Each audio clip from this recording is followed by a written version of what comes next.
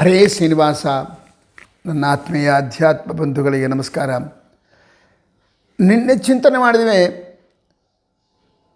ಮಹಾಲಕ್ಷ್ಮಿಯ ಈ ಪದ್ಯ ಜಗದುದರನ ಅತಿ ವಿಮಲ ಗುಣರೂಪಗಳ ಆಲೋಚನದಿ ಎಂಬ ಪದ್ಯವನ್ನು ನೀವು ಓದಿದರೆ ಮಾತ್ರ ಪ್ರಯೋಜನ ಇಲ್ಲ. ಅದರಿಂದ ದೊಡ್ಡಾಕಿ ಲಕ್ಷ್ಮಿ ಅಂತ ಅಂದುಕೊಂಡ್ರೆ ಪ್ರಯೋಜನ ಇಲ್ಲ. ಆಕೆ ದೊಡ್ಡಾಕಿ ಅಂತ ತಿಳ್ಕೊಂಡಿದ್ದಕ್ಕೆ ನಿನಗೆ ನಿನ್ನ ಜನ್ಮದಲ್ಲಿ ಏನು ಸಾರ್ಥಕ ಆಗಬೇಕು, ನಿನ್ನ ಜೀವನ ಏನಾಗಬೇಕು ಅಂತ ಅಮ್ಮ ಆ ರೀತಿ ಭಗವಂತನ ಕಲ್ಯಾಣ ಗುಣಗಳನ್ನು ತಿಳ್ಕೊತಾ ಇದ್ದಾಳೆ. ಅಂದರೆ ನಾನು ನನ್ನ ಯೋಗ್ಯತೆಗೆ ತಕ್ಕಂತೆ ಸ್ವಲ್ಪ ಆದರೂ ತಿಳ್ಕೋಬೇಕು. ಆಕೆ ನಿರಂತರ ಒಂದು ಕ್ಷಣವೂ ಬಿಡದಲೇ ಭಗವಂತನ ಉಪಾಸನೆ ಮಾಡ್ತಾ ಇರ್ತಾಳಂದರೆ ನಾನು 24 ಗಂಟೆ ಒಂದು ದಿವಸಕ್ಕೆ ಕೊಟ್ಟಿದ್ದಾರೆ ಭಗವಂತ. 24 ಗಂಟೆಗಳಲ್ಲಿ 1 ಗಂಟೆಯಾದರೂ ಅಷ್ಟು ಜಗದಂಬೆಯಂತೆ ಆ ಲಕ್ಷ್ಮಿಯಂತೆ ನಿರಂತರ ಒಂದು ಕ್ಷಣವೂ ಬಿಡದಲೇ ಭಗವಂತನ ಉಪಾಸನೆ ಮಾಡ್ಲಿಕ್ಕೆ ನನಗೆ ಆಗಲ್ಲ. ಆದರೆ ನಾನು ಒಂದು ದಿವಸಕ್ಕೆ 1 ಗಂಟೆಯಾದರೂ ಭಗವಂತನ ಉಪಾಸನೆ ಮಾಡೋಣ. ಇದು ಲಕ್ಷ್ಮಿಯ ಪದ್ಯವನ್ನು ಓದಿದ್ದಕ್ಕೆ ಸಾರ್ಥಕ. ಬರೇ ಪದ್ಯ ಓದಿದ 100 ಸಾಲ ಜಪ ಮಾಡಿದಿ ಜಗದುದರನಾತಿ ವಿಮಲ ಗುಣರೂಪಗಳ ಆಲೋಚನದಿ ಎಂಬ ಪದ್ಯವನ್ನು ಜಪ ಮಾಡಿಕೋತಾ ಒಂದು 100 ಸಾಲ ಏನಿರ್ತದೆ. ಅದರಿಂದ ನಿನ್ನ ಉದ್ದೇಶ ದುಡ್ಡು ಬರಲಿ, ಸಂಪತ್ತು ಬರಲಿ ಎಂತೆಂಬ ಆಲೋಚನೆ ನನಗಿರ್ತದೆ. ಸಂಪತ್ತು ಏನು ಮಾಡಿದರೂ ಬರ್ತದೆ, ಕಳ್ಳತನ ಮಾಡಿದರೂ ಸಂಪತ್ತು ಸಿಗುತ್ತದೆ. ಕೆಟ್ಟ ಕೆಲಸ ಮಾಡಿದಿ ಅದರಿಂದ ದುಡ್ಡು ಬರ್ತದೆ. ನಿನ್ನ ಆಸ್ತಿ ಮಾರಿದಿ ಅದರಿಂದ ದುಡ್ಡು ಬರ್ತದೆ. ಏನು ಮಾಡಿದ್ರು ಇನ್ನೊಂದು ಕಡೆ ಸೇವೆ ಮಾಡಿದಿ ಅದರಿಂದ ನಿಮಗೆ ದುಡ್ಡು ಬರ್ತದೆ. ದುಡ್ಡು ಬರುವುದಕ್ಕಾಗಿ ಲಕ್ಷ್ಮಿಯ ಉಪಾಸನೆ ಅಲ್ಲ. ಮತ್ತು ಯಾತಕ್ಕಾಗಿ ಲಕ್ಷ್ಮಿಯ ಉಪಾಸನೆ? ಲಕ್ಷ್ಮಿಯ ಉಪಾಸನೆ ಅಂದರೆ ಅವಳ ಜೀವನ, ಅವಳ ವ್ಯವಸ್ಥೆ, ಅವಳು ಭಗವಂತನನ್ನು ಹೇಗೆ ಉಪಾಸನೆ ಮಾಡ್ತಾಳೆ, ಭಗವಂತನನ್ನು ಯಾವ ರೀತಿ ಕಾಣ್ತಾಳೆ ಅಂತ ನೀನು ನೋಡಿ ಅಬಾಬಾಬಾಬಾ ಈ ರೀತಿಯಾಗಿ ಮಾಡ್ತಾಳೆ. ನಾನು ಕೂಡ ನನ್ನ ಯೋಗ್ಯತೆಗೆ ತಕ್ಕಂತೆ ತಾಯಿ ನಾನು ಕೂಡ ಮಾಡ್ತೀನಮ್ಮ, ನನಗೆ ಆ ಶಕ್ತಿಯನ್ನು ಕೊಡು ಅಂತ ಪ್ರಾರ್ಥನೆ ಮಾಡಿ ಅವಳ ಮಾರ್ಗದಲ್ಲಿ ನಾವು ನಡಿಲಿಕ್ಕೆ ಪ್ರಯತ್ನ ಮಾಡಬೇಕು. ಅಮ್ಮ 100 ಕಿಲೋಮೀಟರ್ಸನ್ನು 100 ಮೀಟರ್ಸನ್ನು ಸ್ಪೀಡಾಗಿ ಓಡಬಾರ್ದು. ಆದರೆ ಕೂಸಿಗೆ ಅಷ್ಟು ಸ್ಪೀಡಾಗಿ ಓಡ್ಲಿಕ್ಕಾಗಲ್ಲ, ಅಷ್ಟು ದೂರ ಓಡ್ಲಿಕ್ಕಾಗಲ್ಲ. ಆದರೆ ಅಮ್ಮ ಓಡಿದಳು ಅಂತಂದ ಕೂಡಲೇ ಪ್ರತಿ ಕೂಸು ಏನು ಮಾಡ್ತದೆ ಗೊತ್ತಾ? ಅಮ್ಮನಿಂದ ತನಗೆ ಶಕ್ತಿ ಎಷ್ಟದೋ ಅಷ್ಟು ಹೋಗ್ಲಿಕ್ಕೆ ಪ್ರಯತ್ನ ಮಾಡ್ತದೆ. ತಪ್ಪು ಹೆಜ್ಜೆ ಹಾಕೋತಾ ಬಿದ್ದುಕೋತಾ ಎದ್ದುಕೋತಾ ಅಮ್ಮನನ್ನು ಅನುಸರಿಸ್ತದೆ. ಅಂಬೆಗಾಲಿಟ್ಟುಕೊತಾದರೂ ಕೂಡ ಅಮ್ಮನ ಹಿಂದೆ ಹೋಗ್ಲಿಕ್ಕೆ ಪ್ರಯತ್ನ ಮಾಡ್ತದೆ. ಇದು ನಾವು ಜಗತ್ತಿಗೆ ಕಾಡ್ತೀವಿ. ಪ್ರತಿ ತಾಯಿಯನ್ನು ತನ್ನ ಆ ಕೂಸು ಅವಳ ಮಗು ಅನುಸರಿಸ್ತದೆ. ನಾವು ಕೂಡ ನಮ್ಮ ಅಮ್ಮನಾಗಿರ್ತಕ್ಕಂಥ ಲಕ್ಷ್ಮಿಯನ್ನು ಅನುಸರಿಸ್ಲಿಕ್ಕೆ ಪ್ರಯತ್ನ ಮಾಡೋದು. ಅವಳಷ್ಟು ಜ್ಞಾನ ನಮಗೆ ಬರೋದಿಲ್ಲ. ಆದರೆ ನಮ್ಮ ಯೋಗ್ಯತೆಗೆ ತಕ್ಕಂತೆ ಭಗವಂತನ ಜ್ಞಾನ, ನಮಗೆ ಪ್ರಾಪಂಚಿಕ ಜ್ಞಾನ ಅದೇ, ಆದರೆ ಭಗವಂತನ ಜ್ಞಾನ ಇಲ್ಲ. ಭಗವಂತನ ಜ್ಞಾನ ಅವಳಷ್ಟು ಅಲ್ಲ, ಅವಳ ಅಂತೆ ಸ್ವಲ್ಪವಾದರೂ ಸಂಪಾದನೆ ಮಾಡಬೇಕು. ಅವಳು ನಿರಂತರ ಉಪಾಸನೆ ಮಾಡ್ತಾಳೆ. ನನಗೆ ಅಷ್ಟು ಮಾಡಲಿಕ್ಕಾಗಲ್ಲ, ದಿನಕ್ಕೆ 1 ತಾಸಾದರೂ ಭಗವಂತನ ಉಪಾಸನೆ ಮಾಡಬೇಕು. ಅವಳು ಭಗವಂತನಲ್ಲಿ ಏನು ಕೇಳ್ತಾಳೆ? ಏನೂ ಕೇಳೋದಿಲ್ಲ. ಸ್ವಾಮಿ ನಿನ್ನ ಸಾನ್ನಿಧ್ಯ ಬೇಕು, ನಿನ್ನ ಹತ್ತಿರ ಇರಬೇಕು, ನಿನಗೆ ಸೇವಕಳಾಗಿ ಇರಬೇಕು ಅಂತ ಆ ತಾಯಿ ಕೇಳ್ತಾಳೆ. ಅದರಂತೆ ನಾವು ಕೂಡ ಭಗವಂತನಲ್ಲಿ ಲೌಕಿಕವಾದ ಅಪೇಕ್ಷೆಗಳನ್ನು ಪಡಬೇಕಾಗಿಲ್ಲ. ಅವು ಬಂದೇ ಬರ್ತಾವೆ. ಅದು ಭಗವಂತನ ಉಪಾಸನೆಯಿಂದ ಬರಬೇಕಾಗಿಲ್ಲ, ಬೇರೆ ಬೇರೆ ದೇವತೆಗಳ ಉಪಾಸನೆಯಿಂದ ಅವು ಬರ್ತಾವೆ. ಆದರೆ ನಾವು ಮಾಡಬೇಕಾಗಿದ್ದು ಭಗವಂತನಲ್ಲಿ ನಿನ್ನ ಸನ್ನಿಧಾನ ಕೊಡು, ನಿನ್ನ ಭಕ್ತಿ ಕೊಡು, ನಿನ್ನ ಜ್ಞಾನ ಕೊಡು, ನಿನ್ನ ವೈಕುಂಠದ ಸ್ಥಾನ ಕೊಡು ನನಗಂತ ಪ್ರಾರ್ಥನೆ ಮಾಡಬೇಕಾ, ಮತ್ತೊಂದು ಯಾವುದನ್ನು ಪ್ರಾರ್ಥನೆ ಮಾಡಬಾರ್ದು. ಇಷ್ಟೆಲ್ಲ ಹೇಳಿದ ಇದನ್ನು ದಾಸರು ಎಷ್ಟು ರೀತಿಯಿಂದ ಮಾಡಿದ್ದಾರೆ ಗೊತ್ತನ? ಪ್ರತಿಯೊಬ್ಬ ದಾಸರು ಮಾಡಿದ್ದಾರೆ. ಆ ದಾಸರ ಒಂದು ವಾಣಿಯಿಂದ ಈ ಈ ಲಕ್ಷ್ಮಿಯ ಸ್ತೋತ್ರಾತ್ಮಕವಾದ ಜಗದುದರನ ಅತಿ ವಿಮಲ ಗುಣರೂಪಗಳ ಎಂಬ ಪದ್ಯವನ್ನು ಸಮಾಪ್ತಿ ಮಾಡೋಣ. ಯಾರು? ಮಹಾನುಭಾವರಾಗಿರ್ತಕ್ಕಂಥ ವರದೇಶ ವಿಠ್ಠಲರು. ಒಂದು ಮಾತು ಹೇಳ್ತೀನಿ, ಹರಿದಾಸ್ ಸಾಹಿತ್ಯದಲ್ಲಿ ಎಲ್ಲ ದಾಸರು ಲಕ್ಷ್ಮಿಯ ಸ್ತೋತ್ರ ಮಾಡಿದ್ದಾರೆ. ಲಕ್ಷ್ಮಿಯ ಸ್ತೋತ್ರ ಮಾಡದೇ ಇರುವ ದಾಸರೇ ಇಲ್ಲ ಅಂದರೂ ತಪ್ಪಾಗಿಲ್ಲ. ವೆಂಕಟರಮಣ, ನಾರಾಯಣ, ಭಗವಂತ, ರಾಮ, ಕೃಷ್ಣ ಇವರಿಗೆ ಸಂಬಂಧಪಟ್ಟ ಸ್ತೋತ್ರಗಳನ್ನು ಹೆಚ್ಚು ಮಾಡಿರ್ತಾರೆ. ಆದರೆ ಕಂಪಲ್ಸರಿಯಾಗಿ ಒಂದು ಪದ್ಯವನ್ನಾದರೂ, ಒಂದು ಉಗಾಭೋಗವನ್ನಾದರೂ, ಒಂದು ಸುಳಾದಿಯನ್ನಾದರೂ ಅಥವಾ ಒಂದು ಹಾಡನ್ನಾದರೂ ಲಕ್ಷ್ಮಿಯ ಮೇಲೆ ಎಲ್ಲ ದಾಸರು ಮಾಡಿದ್ದಾರೆ. ಅದಾದಮೇಲೆ ಹನುಮಂತ ದೇವರನ್ನು ಹಾಗೆ ಸ್ತೋತ್ರ ಮಾಡಿದ್ದಾರೆ. ಸೊ ಲಕ್ಷ್ಮಿಯ ಸ್ತೋತ್ರ ಮಾಡದೇ ಇರುವ ದಾಸರೇ ಇಲ್ಲ. ಪುರಂದರ ದಾಸರಿಂದ ಅಥವಾ ಶ್ರೀಪಾದರಾಜರಿಂದ ಹಿಡಿದುಕೊಂಡು ಎಲ್ಲ ದಾಸರು, ಎಲ್ಲ ಯತಿಗಳು ಲಕ್ಷ್ಮಿಯನ್ನು ಸ್ತೋತ್ರ ಮಾಡಿದ್ದಾರೆ. ಅದರ ಆಶ್ಚರ್ಯ ಅಂದರೆ, ಒಬ್ಬರು ಇಂದ್ರೇಶ ಅಂತಕ್ಕಂಥ ಮಹಾನುಭಾವರು, ಅವರು ಕೊಲ್ಹಾಪುರದಲ್ಲೇ ತಮ್ಮ ಜೀವನವನ್ನು ಸಾಗಿಸಿದರು. ಆ ಮಹಾನುಭಾವರು ಲಕ್ಷ್ಮಿಯನ್ನು ಸ್ತೋತ್ರ ಮಾಡ್ತಾರೆ. ಅವರ ಹಾಡುಗಳೇ ಜಾಸ್ತಿ. ಎಲ್ಲ ದಾಸರು ಮಾಡಿದ್ದಕ್ಕಿಂತಲೂ ಲಕ್ಷ್ಮಿಯ ಮೇಲೆ ಹೆಚ್ಚಿನ ಕೀರ್ತನೆಗಳನ್ನು ಮಾಡಿದವರು ಯಾರು ಅಂದರೆ, ಕೊಲ್ಹಾಪುರದಲ್ಲಿ ಜೀವನವನ್ನು, ಇಡೀ ಜೀವನವನ್ನು ಸಮಾಪ್ತಿ ಮಾಡಿರ್ತಕ್ಕಂಥ, ಲಕ್ಷ್ಮಿಯ ಸೇವೆಯಲ್ಲೇ ತಮ್ಮನ್ನು ತಾವು ಧನ್ಯ ಮಾಡಿಕೊಂಡಿರ್ತಕ್ಕಂಥ ಮಹಾನುಭಾವರು ಇಂದಿರೇಶ ಅಂತಕ್ಕಂಥ ಅಂಕಿತದಿಂದ ಕೂಡಿಕೊಂಡಿರ್ತಕ್ಕಂಥ ದಾಸ. ಇವರು ಲಕ್ಷ್ಮಿಯ ಮೇಲೆ ಸುಮಾರು ಒಂದು 25-30 ಕೀರ್ತನೆಗಳನ್ನು ಮಾಡಿದ್ದಾರೆ. ಯಾವ ಕೀರ್ತನೆಯಲ್ಲಿ ನೋಡ್ರಿ ನೀವು, ಒಂದು ಕೀರ್ತನೆ, ಅಮ್ಮ ನನಗೆ ಸಂಪತ್ತು ಕೊಡು, ನನಗೆ ಅನ್ನ ಇಲ್ಲ ಅನ್ನ ಕೊಡು, ನನಗೆ ಮನೆ ಇಲ್ಲ ಮನೆ ಕೊಡು, ಇಂಥದ್ದೇನೂ ಕೇಳಿಲ್ಲ. ಲೌಕಿಕವಾದ ಪ್ರಾಪಂಚಿಕ ವಿಷಯಗಳ ಸುಖಭೋಗಗಳನ್ನು ಅವರು ಎಲ್ಲಿ ಕೇಳೋದಿಲ್ಲ.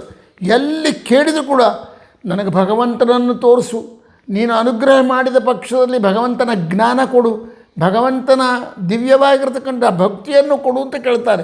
ಅವ್ರು ಹೇಳ್ತಾರೆ ಒಂದು ಕಡೆ, ಹೊಸ ಕಣ್ಣು ಎನಗೆ ಹಚ್ಚಲಿಬೇಕು ಜಗದಂಬ ಅಂತಾರೆ. ಹೊಸ ಕಣ್ಣು ಎನಗೆ ಹಚ್ಚಲಿಬೇಕು ಜಗದಂಬ, ಅಂದ ಚಂದಗಳಲ್ಲೇ ಬಂಧು ಬಳಗವಲ್ಲೇ, ಅಂದ ಚಂದಗಳಲ್ಲೇ ಬಂಧು ಬಳಗವಲ್ಲೇ, ಬಂಧನಕ್ಕೆಲ್ಲ ಕಾರಣವು ಇಂದಿರೇಶನ ಪಾದ ದ್ವಂದ್ವವ ಭಜಿಸುವ, ಮಂದ ಭಜಿಸಿ ಮಂದರೋದ್ಧರನ ತೋರಮ್ಮ. ಎಷ್ಟು ಸುಂದರ ಅದ್ರಿ. ನನಗೆ ಅಂದ ಚಂದ ಬೇಡ, ನನಗೆ ಸೌಂದರ್ಯ ಬೇಕಾಗಿಲ್ಲ, ಯಾವುದೂ ಬೇಕಾಗಿಲ್ಲ. ಯಾಕೆ ಗೊತ್ತಾ? ಅವೆಲ್ಲ ಬಂಧನಕ್ಕೆ ಕಾರಣಗಳು. ನನಗೆ ಬೇಕಾಗಿದ್ದು ಯಾವುದು ಬೇಕು ನಿಮಗೆ? ಹಾಗಾದರೆ ಇಂದಿರೇಶನ ಪಾದ ದ್ವಂದ್ವ ತೋರಿಸಮ್ಮ, ಆ ಭಗವಂತನ ದಿವ್ಯ ದರ್ಶನ ಮಾಡಿಸು. ಇಡೀ ಅದು ಕಾರಣ ಒಂದು ಹೊಸ, ಈ ಕಣ್ಣು ಅದರ ದರಿದ್ರ, ಈ ಕಣ್ಣು ಪ್ರಾಪಂಚಿಕ ವಿಷಯಗಳನ್ನು ನೋಡ್ತದೆ, ವಸ್ತುಗಳನ್ನು ನೋಡ್ತದೆ, ಅದರಲ್ಲಿ ಆಸಕ್ತಿ ಹೊಂದುತ್ತದೆ. ದಯಮಾಡಿ ಈ ಕಣ್ಣು ತೆಗೆದುಬಿಡು. ಈ ಕಣ್ಣಿನಿಗಿಂತ ಅಂತಃಚಕ್ಷುವನ್ನು ತರಿಸು. ನನಗೆ ಅಂತಶ್ಚಕ್ಷುವನ್ನು ತರಿಸಿ, ವಿಜ್ಞಾನದ ಚಕ್ಷುವನ್ನು ತರಿಸಿ, ಕಣ್ಣನ್ನು ತೆರೆಸಿ ಅದರಿಂದ ಭಗವಂತನ ದರ್ಶನ ಮಾಡಿಸು ಅಂತ ಕೇಳ್ತಾರೆ. ಅದರಂತೆ ಎಲ್ಲ ಹಾಡುಗಳಲ್ಲಿ ಇದೇ ರೀತಿ ಕೇಳ್ತಾರೆ. ಎಲ್ಲೆಲ್ಲೆಲ್ಲಿ ಲೌಕಿಕವಾದ ಅಪೇಕ್ಷೆಗಳನ್ನು ಕೇಳೋದಿಲ್ಲ. ಅದರಂತೆ ಹರಿದಾಸ್ ಸಾಹಿತ್ಯದಲ್ಲಿ ಮತ್ತೊಬ್ಬ ಮಹಾಜ್ಞಾನಿ, ಅಂದರೆ ಒಂದು ರೀತಿಯಿಂದ ಹರಿದಾಸ್ ಸಾಹಿತ್ಯದ ಕೊನೆಯ ಘಟ್ಟದಲ್ಲಿ ಹುಟ್ಟಿದ ಪುಣ್ಯಾತ್ಮ ವರದೇಶ ವಿಠ್ಠಲರು. ಅವರು ಕೇಳ್ತಾರೆ, ಭಾಗ್ಯವೇ ಪಾಲೀಶನ್ನಗೆ ಶ್ರೀ ಭಾರ್ಗವಿ ಜನನಿ, ಭಾಗ್ಯವೇ ಪಾಲೀಶನ್ನಗೆ, ಭಾಗ್ಯವೇ ಪಾಲಿಸು ಭಾರ್ಗವಿ ಕಮಲಜ ಭರ್ಗಜ್ಯ ನಿಮಿಷ ವರ್ಗ ಸೇವಿತೆ, ಭಾಗ್ಯವೇ ಪಾಲೀಶನ್ನಗೆ, ನನಗೆ ಭಾಗ್ಯ ಕೊಡೋ ಮಾತು ಕೇಳ್ತಾರೆ. ಭಾರ್ಗವಿ, ಓ ಮಹಾಲಕ್ಷ್ಮಿ, ಭಾಗ್ಯವೇ ಪಾಲಿಸು. ನೀನು ಎಂಥವಳು ಗೊತ್ತಾ? ಭರ್ಗಾದ್ಯನಿಮಿಷ ವರ್ಗ ಸೇವಿತೆ, ಬ್ರಹ್ಮಾದಿ ದೇವತೆಗಳ ಸಮೂಹದಿಂದ ನಿರಂತರ ಪೂಜೆಗೊಳ್ತಕ್ಕಂಥ ತಾಯಿ ನನಗೆ ಭಾಗ್ಯ. ಏನ್ರಿ ನೀವೇನು ಹೇಳಿದ್ರಿ? ಹಾಗಾದ್ರೆ ಹಿಂದಿನ ಪದ್ಯ ಇಂದಿರೇಶರು ಮಾಡಿದ ಪದ್ಯ ಹೇಳಿದ್ರಿ, ಅಲ್ಲಿ ಚೆನ್ನಾಗದೆ. ಏನಂತದೆ? ಹೊಸ ಕಣ್ಣು ನನಗೆ ಘಸಣೆಯಾಗಿದೆ ಭಾವ ವಿಷಯವರಿದಿಯೋಳು ಶಶಿಮುಖಿ ಕರುಣಾದಿ ನೋಡಿ. ಅಲ್ಲಿ ಬೇಷದ ಪ್ರಾರಂಭದಲ್ಲಿ ಅವರು ಈ ಕಣ್ಣು ತೆಗೆದುಬಿಡಮ್ಮ, ಜ್ಞಾನಚಕ್ಷುವನ್ನು ಕೊಡು, ನನಗೆ ದಿವ್ಯವಾದ ಜ್ಞಾನವನ್ನು ಕೊಡು, ಭಕ್ತಿ ವೈರಾಗ್ಯಗಳನ್ನು ಕೊಡು, ಭಗವಂತನ ದರ್ಶನ ಮಾಡಿಸು ಅಂತ ಕೇಳಿದ್ದಾಳೆ. ಅದು ಕಾರಣ ಅದು ಅತ್ಯಂತ ಶ್ರೇಷ್ಠವಾಗಿರತಕ್ಕಂಥದ್ದು. ಆದರೆ ಇವರು ವರದೇಶ ವಿಠ್ಠಲರು ಅಂತ ಹೇಳಿದ್ರಲ್ಲ, ವರದೇಶ ವಿಠ್ಠಲರು ಪ್ರಾರಂಭದಲ್ಲೇ ಕೇಳ್ತಾರೆ, ಭಾಗ್ಯವೇ ಪಾಲೀಶನಗೆ, ನನಗೆ ಭಾಗ್ಯ ಕೊಡು ಅಂತ ಕೇಳಿದ್ರಲ್ಲ. ಮತ್ತು ಇವ್ರದ್ದೇನು ದೊಡ್ಡ ಅಸ್ತಿಗೆ? ಅಲ್ಲಿ ಹೇಳ್ತಾರೆ, ಇದು ಪಲ್ಲವಿ, ಆದರೆ ಚರಣಗಳು ನೋಡು. ಆ ಚರಣದಲ್ಲಿ ಅವ್ರು ಕೇಳ್ತಾರೆ, ಭಾಗ್ಯ ಅಂಬೋದಕ್ಕೆ ಅವ್ರ ಡೆಫಿನಿಷನ್ನೇ ಬೇರೆ. ಯಾವುದು ಭಾಗ್ಯ? ಲೌಕಿಕವಾದ ಸಂಪತ್ತು, ಮನೆ, ಮಠ, ಕಾರು, ಇವೆಲ್ಲ ಭಾಗ್ಯ. ಮತ್ಯಾವುದು? ಹರಿಸರ್ವೋತ್ತಮ ಗುರು ಸುಖತೀರ್ಥರು ಹರಪಣಿ ವಿಪಶಕ್ರಾದಿಗಳು ತರತಮ ಭೇದ ಮೂರೆರಡು ಸತ್ಯವೆಂದರಿತು ಮನದಿ ಬಲು ಹರುಷ ಬಡುತ್ತಲಿಗ ಭಾಗ್ಯವೇ ಪಾಲಿ. ಆನಂದ ಪಡಬೇಕು ನಾನು, ಅಂಥ ಭಾಗ್ಯ ಕೊಡು. ಯಾವುದರಿಂದ ಆನಂದ ಪಡಬೇಕು? ಕಾರ್ ತಗೊಂಡೆ ಅಂತ ಆನಂದ ಪಡೋದು ಬೇಡ, ಹೊಸ ಮನೆ ಕಟ್ಟಿಸಿದೆ ಅಂತ ಆನಂದ ಪಡೋದು ಬೇಡ. ಮತ್ತೇನು? ಸರ್ವೋತ್ತಮ ಹರಿ ಅಂತಂಬೋ ಆನಂದ ಅನುಭವಿಸ್ಬೇಕು ನಾನು. ಆ ಹರಿಸರ್ವೋತ್ತಮ ಅನ್ನುವಾಗ ನನಗೆ ವಿಚಿತ್ರವಾದ ಆನಂದ ಆಗಬೇಕು. ಅಂಥ ಆ ಆನಂದ ಎಂಬೋ ಭಾಗ್ಯ ಕೊಡು ಅಂತಾರೆ. ಹರಿಸರ್ವೋತ್ತಮ ಗುರು ಸುಖತೆ. ನನಗೆ ಗುರುಗಳು ಯಾರಯ್ಯ? ಸಾಕ್ಷಾತ್ ಆಚಾರ್ಯ ಮಧ್ವರು ಅಂತಕ್ಕಂಥ, ಅದು ದೊಡ್ಡವರು, ಯತಿಗಳು, ಜ್ಞಾನಿಗಳು, ದಾಸರು, ಇವರೆಲ್ಲ ಗುರುಗಳು ಅಂತಕ್ಕಂಥ, ಗುರುಗಳು ಅಂತ ಅಂದುಕೊಂಡು ಆನಂದ ಪಡಬೇಕು ನಾನು. ಅಂಥ ಭಾಗ್ಯವನ್ನು ಕೊಡು. ಹರಿಸರ್ವೋತ್ತಮ ಗುರು ಸುಖ ತೀರ್ಥರು ಹರಫಣಿ ವಿಪಶಕ್ರಾದಿಗಳು, ಈ ಎಲ್ಲ ದೇವತೆಗಳಿಂದ ಬ್ರಹ್ಮದೇವರಿಂದ ಹಿಡ್ಕೊಂಡು ಕರ್ಮಾಭಿಮಾನಿ ಪುಷ್ಕರನವರೆಗೆ ಇರತಕ್ಕಂಥ ಎಲ್ಲ ದೇವತೆಗಳನ್ನು ಸ್ಮರಣೆ ಮಾಡಿ, ಇವರೆಲ್ಲ ತಾರತಮ್ಯದಿಂದ ಕೂಡಿಕೊಂಡಿರ್ತಕ್ಕಂಥವ್ರು, ಒಂದೊಂದು ರೀತಿಯಿಂದ ಭಗವಂತನ ಉಪಾಸನೆ ಮಾಡ್ತಾ ನಮ್ಮನ್ನು ಉದ್ಧಾರ ಮಾಡ್ತಕ್ಕಂಥವ್ರು ಎಂಬ ಭಾವನೆ. ಈ ಆನಂದ ಎನ್ನುವ ಸಂಪತ್ತನ್ನು ನನಗೆ ಕೊಡೋದು ಕೇಳ್ತಾರೆ. ಎಂಥ ಅದ್ಭುತವಾದದ್ದು ಅಂದರೆ, ಮಾನವ ಏನನ್ನು ಅಪೇಕ್ಷೆ ಪಡಬೇಕು ಅದನ್ನು ಹೇಳಿ, ಈ ಅಪೇಕ್ಷೆ ಪಡು, ಇದೇ ನಿಜವಾದ ಸಂಪತ್ತು, ಇದು ನಿನ್ನನ್ನು ಉದ್ಧಾರ ಮಾಡ್ತದೆ ಹೊರತಾಗಿ ಈ ಮನೆ ಮಠ ಯಾವುದು ನಿನ್ನನ್ನು ಉದ್ಧಾರ ಮಾಡೋದಿಲ್ಲ. ಯಾಕೆ ಗೊತ್ತಾ? ಅವು ಯಾವು ನಿನ್ನ ಹಿಂದೆ ಬರೋದಿಲ್ಲ. ಎಲ್ಲವನ್ನು ಬಿಟ್ಟು ಹೋಗಬೇಕಾಗಿದ್ದೆ. ಬರುವಾಗ ಏನು ತಂದೆ, ಹೋಗುವಾಗ ಏನು ಕೊಂಡು ಹೋದೆ ಅಂತಾರೆ ದಾಸರು. ಬರುವಾಗ ನಾವೇನೂ ತರೋದಿಲ್ಲ, ಬರೇ ಮೈಲ ಬರ್ತೀವಿ, ಸಣ್ಣ ಕೂಸಾಗಿ ಬರ್ತೀವಿ. ಹೋಗುವಾಗ ಮತ್ತೇನಾದ್ರು ತೊಗೊಂಡು ಹೋಗ್ತೀವ? ಏನು ತೊಗೊಂಡು ಹೋಗೋದಿಲ್ಲ. ಆದ ಕಾರಣ ಬರುವಾಗ ಏನೂ ತಂದಿಲ್ಲ, ಹೋಗುವಾಗ ಏನು ಕೊಂಡೊಯ್ಯುವುದಿಲ್ಲ. ಇವು ಎಲ್ಲವೂ ಅಸ್ಥಿರ, ಶಾಶ್ವತ ಅಲ್ಲ. ಶಾಶ್ವತವಾದದ್ದು ಯಾವುದು? ಭಗವಂತನಿಗೆ ಸಂಬಂಧಪಟ್ಟ ಜ್ಞಾನ, ಗುರುಗಳಲ್ಲಿ ಭಕ್ತಿ, ದೊಡ್ಡ ದೇವತೆಗಳಲ್ಲೆಲ್ಲ ಆದರ ಅಭಿಮಾನ, ಅವರ ಚಿಂತನೆ ಏನದಲ್ಲ, ಇದೇ ನಿಜವಾದ ಸಂಪತ್ತು, ಇದೇ ನಿನ್ನ ಹಿಂದೆ ಬರ್ತಕ್ಕಂಥದ್ದು. ಇನ್ನೊಂದು ಹೇಳ್ತಾರೆ, ಎಂಥ ಅದ್ಭುತವಾದ, ಕಾಮ ಕ್ರೋಧಗಳ ಗೆಲಿದು ಸತತ ನಿಷ್ಕಾಮ ಭಕ್ತಿಯಲ್ಲಿ ಮನ ಉಬ್ಬಿ ರಾಮ ರಾಮ ಎಂದು ಪ್ರೇಮದಿ ಪಾಡುತ್ತ ರೋಮಾಂಚಿತ ತನುವಿಲಿ ನರ್ತಿಪ ಸೌಭಾಗ್ಯವೇ ಪಾಲೀಶನ್ನಗೆ. ಬಹಳ ಬೇಷದು. ಅಂದರೆ ಕಾಮ ಕ್ರೋಧ ಲೋಭ ಮೋಹ ಮದ ಮಾತ್ಸರ್ಯ ಇವುಗಳನ್ನು ಗೆದ್ದು ನಿರಂತರ ರಾಮ ರಾಮ ರಾಮ ರಾಮ ಅಂತ ರಾಮನಾಮ ಸಂಕೀರ್ತನ ಮಾಡ್ತಾ ಮೈ ಉಬ್ಬಿ ರೋಮಾಂಚಿತ ಗಾತ್ರನಾಗಿ ಕುಣಿತಕ್ಕಂಥದ್ದು, ಆನಂದ ಪಡ್ತಕ್ಕಂಥದ್ದು ಏನದಲ್ಲ, ಅದು ನಿಜವಾದ ಸಂಪತ್ತು. ಸೊ ಈ ಸಂಪತ್ತನ್ನು ನಂಗೆ ಕೊಡು ಅಂತ ಕೇಳ್ತಾರೆ. ನನಗೆ ಬೇರೆ ಏನು ಕೊಡಬೇಡ ತಾಯಿ. ರಾಮನಾಮ ಸಂಕೀರ್ತನ ಮಾಡ್ತಾ ಹನುಮಂತ ರಾಮನಾಮ ಸಂಕೀರ್ತನ ಮಾಡ್ತಾ ಯಾವ ರೀತಿ ಪ್ರಪಂಚವನ್ನು ಮರ್ತನೋ, ಜಗತ್ತನ್ನು ಮರ್ತನೋ, ಅದರಷ್ಟು ಅಲ್ಲದೇ ಇದ್ದರೂ ಕೂಡ ನನಗೂ ಕೂಡ ರಾಮನಾಮ ಸಂಕೀರ್ತನ ಮಾಡ್ತಾ ಮೈ ಪೊಲಗಿದ ಗಾತ್ರನಾಗಿ ಕುಣಿತ ಆನಂದ ಪಡಬೇಕು. ಅಂಥ ಆನಂದವೆಂಬ ಸೌಭಾಗ್ಯವನ್ನು ಕೊಡು ಅಂತ ಕೇಳ್ತಾರೆ. ಮತ್ತೊಂದು ಕೇಳ್ತಾರೆ, ಇದು ಇಂಪಾರ್ಟೆಂಟ್ ಆಗಿರ್ತಕ್ಕಂಥದ್ದು, ದುರ್ಜನ ಸಂಘ ವಿವರ್ಜಿಸಿ ನಿರುತದಿ ಸಜ್ಜನ ಸಂಘ ಸುಖ ಬಯಸಿ ಅರ್ಜುನ ಸಖನ ಪದಾಬ್ಜ ಧ್ಯಾನದೊಳು ಗರ್ಜಿಸುತ್ತಲಿ ನಿರ್ಲಜ್ಜ ನೆನಪ ಸೌಭಾಗ್ಯವೇ ದುರ್ಜನ ಸಂಘ ಇರಬಾರ್ದು. ಈ ದುರ್ಜನ ಸಂಘ ಎಂಬುದನ್ನು ನನಗೆ ಕಳಿ, ಅವರ ಸಹವಾಸನೆ ಆಗಬಾರ್ದು ನನ್ನ ಜೀವನದಲ್ಲಿ. ಅದು ಒಂದು ಸೌಭಾಗ್ಯ. ಅಂದರೆ ಕೆಟ್ಟವರ ಸಹವಾಸ ಇಲ್ಲದೇ ಇರೋದು ಕೂಡ ನಿಜವಾದ ಸೌಭಾಗ್ಯ. ಸಜ್ಜನ ಸಂಘದಲ್ಲಿ ಇರುವುದು ನಿಜವಾದ ಸೌಭಾಗ್ಯ. ಅದೊಂದು ದೊಡ್ಡ ಸಂಪತ್ತು. ಈ ರೀತಿ ಇರ್ತಾ ಆ ಪಾರ್ಥಸಾರಥಿ ಇದ್ದಾರಲ್ಲ ಕೃಷ್ಣನನ್ನು ಮನಸಾರ ಸ್ಮರಣ ಮಾಡ್ತಾ ಆನಂದ ಪಡತಕ್ಕಂಥ ಸೌಭಾಗ್ಯವನ್ನು ಕೊಡುತ್ತಾರೆ. ಹಿಂದಿನ ಚರಣದಲ್ಲಿ ಕಾಮಕ್ರೋಧಗಳ ಗೆಲಿದು ಸತತ ನಿಷ್ಕಾಮ ಭಕ್ತಿಯಲ್ಲಿ ಮನ ಉಬ್ಬಿ ರಾಮ ರಾಮ ರಾಮ ಎಂದು ಪ್ರೇಮದಿ ಪಾಡುತ್ತಾ ಎಂಬ ಪದ್ಯದಲ್ಲಿ ರಾಮನಾಮ ಧ್ಯಾನವನ್ನು ಕೊಡುತ್ತಂದರು. ಯಾಕೆಂದರೆ ರಾಮ ಕಾಮ ಕ್ರೋಧ ಲೋಭ ಮೋಹ ಮದಮಾತ್ಸರ್ಯಗಳಿಂದ ದೂರ ಇದ್ದ ವ್ಯಕ್ತಿ. ಆ ರೀತಿ ಅವತಾರ ಮಾಡಿ ಅದನ್ನು ತೋರಿಸಿದ್ದಾನೆ ರಾಮ. ಅದ ಕಾರಣ ರಾಮ ನಮಗೆ ಆದರ್ಶಪ್ರಾಯ. ಎಂಥ ಆದರ್ಶಪ್ರಾಯ! ಅವನು ಕಾಮ ಅನುಭವಿಸ್ತಿಲ್ಲ, ಕಾಮ ಕ್ರೋಧ ಇದ್ದಿಲ್ಲ, ಯಾರ ಬೇರೆ ಸಿಟ್ಟಾಗ್ತಿದ್ದಿಲ್ಲ. ಕಾಮ ಕ್ರೋಧ ಲೋಭ, ಅವನಿಗೆ ಲೋಭ ಇಲ್ಲ. ಲೋಭ ಇದ್ದಿದ್ದರೆ ಏನಾಗ್ತಿತ್ತು ಗೊತ್ತಾ? ಅವರಪ್ಪ ಅವರಮ್ಮ ಕೈಕೇಯಿ ನೀನು ಅಡವಿಗೆ ಹೋಗಬೇಕು, ನಿನ್ನ ತಮ್ಮನಾದ ಭರತನನ್ನು ಸಿಂಹಾಸನದಲ್ಲಿ ಕೂಡಿಸ್ಬೇಕು ಅಂತಂದಾಗ ಅದಾಗ್ತದೆ, ನಾನು ಹಿರಿಯ, ನಾನು ಕೋರ್ಟಿಗೆ ಹೋಗ್ತೀನಿ, ನನಗೆ ಅಧಿಕಾರ ಬರಬೇಕು ಹೊರತಾಗಿ ಇನ್ಯಾರಿಗೂ ಬರಬಾರ್ದು ಅಂತಿದ್ದೆ. ಇಲ್ಲ, ರಾಮನಿಗೆ ಲೋಭ ಅಂಬೋದೇ ಇಲ್ಲ, ಯಾವುದ್ರ ಮೇಲೂ ಆಸೆ ಇಲ್ಲ, ಅವನಿಗೆ ಕಾಮ ಇಲ್ಲ. ಶೂರ್ಪಣಿಗೆ ಬಂದು ಎದುರು ನಿಂತ್ಕೊಂಡು ನನ್ನನ್ನು ನೀನು ಮೋಹಿಸಬೇಕು, ನಾನು ರಾವಣನ ತಂಗಿ, ನನಗೆ ಬೇಕಾದ ಶಕ್ತಿ ಸಾಮರ್ಥ್ಯಗಳವೆ, ವೈಭವ ಅದೆ, ಈ ಅಡವಿಯಲ್ಲಿ ಈ ಜಟಾಜೂಟಧಾರಿಯಾಗಿ ಆಗಿರ್ತಿ, ಈಗಲೇ ಸಿಂಹಾಸನ ಕೂಡಿಸ್ತೇನೆ ಬಾ ಅಂತಂತಾಳೆ. ಕಾಮದಿಂದ ವರ್ಜಿತನಾದವನು ರಾಮ. ಅವಳಲ್ಲಿ ಮೋಹ ಹೊಂದಲಿಲ್ಲ, ಅವಳನ್ನು ತಿರಸ್ಕಾರ ಮಾಡಿದ.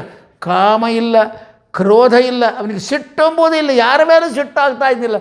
ಕಾಮ, ಕ್ರೋಧ, ಲೋಭ, ಮೋಹ ಇಲ್ಲ, ಮದ ಇಲ್ಲ, ಮಾತ್ಸರ್ಯ ಇಲ್ಲ, ನಾನು ಎಂಬ ಅಹಂಕಾರ ರಾಮನಿಗೆ ಎಲ್ಲಿ ಇಲ್ಲ.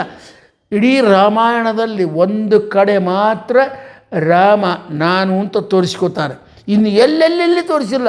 ಎಲ್ಲರಲ್ಲಿ ವಿನಯ ವಿನಯ ವಿನಯ ವಿನಯ. ಯಾರಾದರೂ ಋಷಿಗಳು ಬಂದು, ರಾಮ ನೀನು ದೊಡ್ಡ ಮಹಾತ್ಮನಪ್ಪ, ಸಾಕ್ಷಾತ್ ನಾರಾಯಣಾವತಾರಿ ಅಂತಂದರೆ ರಾಮ ಏನು ಹೇಳ್ತಾರೆ ಗೊತ್ತನಾ? ಇಲ್ಲ, ದಯಮಾಡಿ ನೀವು ಹಾಗೆ ಅನ್ನಬಾರ್ದು, ನಾನು ಮಾನವ, ಮಾನುಷಂ ವೇದ್ಮಿ, ನನ್ನನ್ನು ಮಾನವ ಅಂತ ಅಂದ್ಕೋತಾ ಇದ್ದೀನಿ ಹೊರತಾಗಿ ದೇವರು ಅಂತ ನಾನು ಅಂದ್ಕೋತಾ ಇಲ್ಲ, ನಂಗೆ ಅಷ್ಟು ಯೋಗ್ಯತೆ ಇಲ್ಲ ಅಂತಂತಾನೆ. ಇದು ದೊಡ್ಡದು ರಾಮನಿಗೆ. ಅದಕ್ಕೆ ಕಾಮ, ಕ್ರೋಧ, ಲೋಮ, ಮೋಹ, ಮದ ಇಲ್ಲ. ಅದು ಎಲ್ಲಿ ತೋರಿಸಿದ ಅಂದರೆ, ಲಂಕಾಕ್ಕೆ ಹೋಗಬೇಕು, ಸೇತು ಬಂಧನ ಮಾಡಬೇಕು.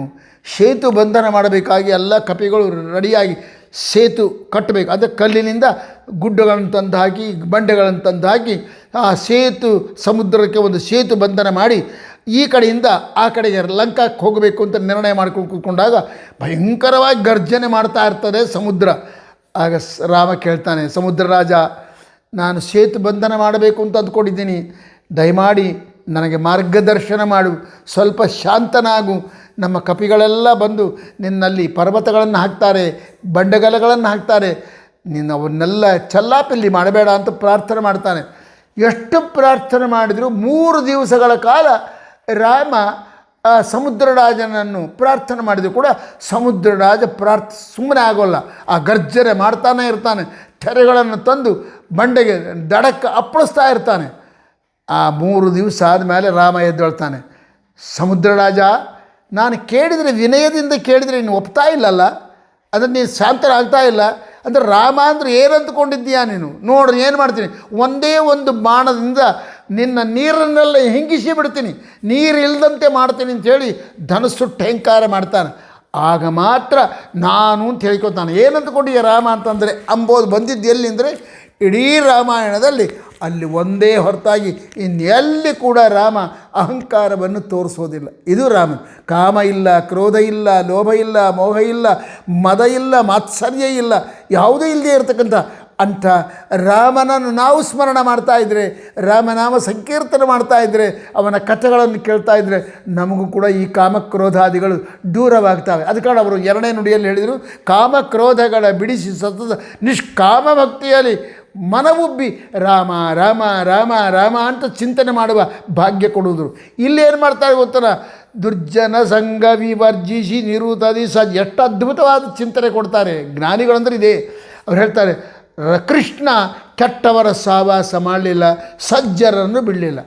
ಗೊಲ್ಲರು, ಅವರು ಬಡವರು, ಸಜ್ಜನರು, ಗೋಪಾಲಕರು, ಗೋಪಿಕಾಸ್ತ್ರೀಯರು, ಯಾರು ದುಡ್ಡು ಇಲ್ಲದೆ ಇರತಕ್ಕಂಥವ್ರು, ಅತ್ತಂತ ಯಾವ ತರಹದ ಜ್ಞಾನ ಇಲ್ಲದೆ ಇರತಕ್ಕಂಥವ್ರು, ಆದರೆ ಒಳ್ಳೆತನ ಇತ್ತು ಅವರಲ್ಲಿ. ಆ ಒಳ್ಳೆತನದಿಂದ ಕೂಡಿಕೊಂಡಿರ್ತಕ್ಕಂಥ ಆ ಎಲ್ಲ ಗೋಪಾಲಕರನ್ನು ಅಭಿಮಾನ ಮಾಡಿದ.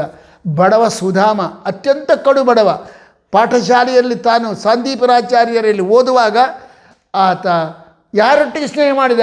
ಅಲ್ಲಿ ರಾಜನ ಮಕ್ಕಳು ಬಂದಿದ್ದರು, ಅವರೊಟ್ಟಿಗೆ ಸ್ನೇಹ ಮಾಡಲಿಲ್ಲ. ಬಡವನಾದ ಸುಧಾಮನೊಟ್ಟಿಗೆ ಸಜ್ಜನ, ಅವನು ಸಜ್ಜನ ಸಂಘ ಮಾಡುವುದರಲ್ಲಿ ಕೃಷ್ಣ ತೋರಿಸಿಕೊಟ್ಟಿದ್ದಾನೆ. ಕೆಟ್ಟವರ ಸಹವಾಸ ಮಾಡಬೇಡ್ರಿ, ಕೆಟ್ಟವರಿಂದ ದೂರ ಇರ್ರಿ ಅಂತ ತೋರಿಸಿದ ವ್ಯಕ್ತಿ ಯಾರು ಅಂದರೆ ಕೃಷ್ಣಾವತಾರದಲ್ಲಿ ತೋರಿಸಿದ. ದುರ್ಯೋಧನಾದಿಗಳನ್ನೆಲ್ಲ ದೂರ ಇಟ್ಟ, ಸಜ್ಜನರಾದ ಪಾಂಡವರನ್ನು ತನ್ನ ಪ್ರಾಣವನ್ನಾಗಿ ಊಹ ಮಾಡಿದ.